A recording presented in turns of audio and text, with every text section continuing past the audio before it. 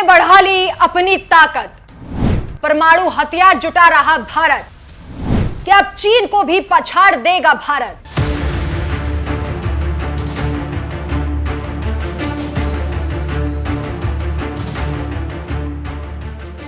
नमस्कार, मैं हूं आपके साथ राखी लांबा। जिस सवाल तो पूछा ही जाएगा कि क्या भारत अब परमाणु शक्ति के मामले में इतना मजबूत हो गया है कि अब चीन भी भारत के आगे पानी भरता नजर आएगा।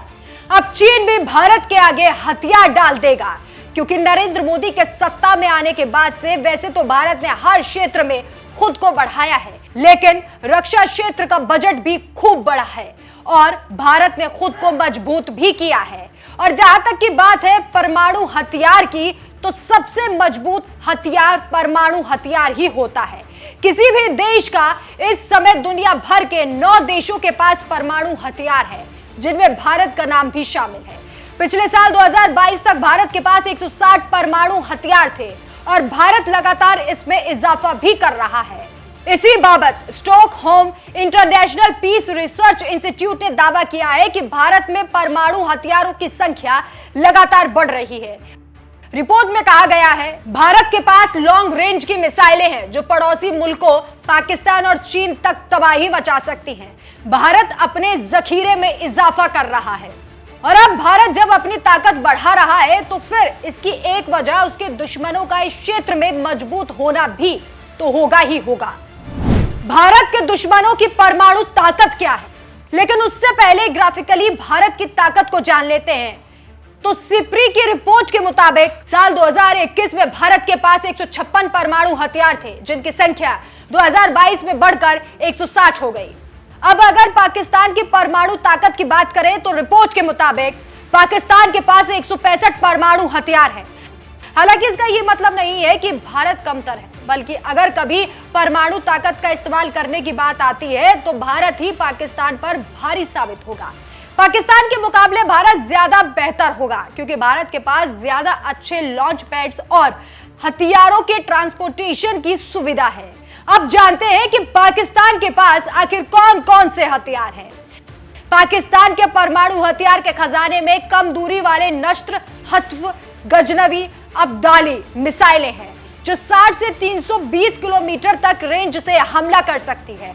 वहीं मध्यम दूरी वाली मिसाइलें गौरी और शाहीन है। इनकी मारक क्षमता 900 से 2700 किलोमीटर है। अगर इन दोनों से हमला किया जाए तो दिल्ली, जयपुर, अहमदाबाद, मुंबई, पुणे, भोपाल, नागपुर और लखनऊ पर यह बुरा असर डाल सकता है। वहीं बात अगर भारत की करें तो पाकिस्तान को कितना बर्बाद कर सकते हैं भारतीय हथियार। भारत की ताकत इतनी है कि उसके पास लंबी रेंज की मिसाइलों की भरमार है।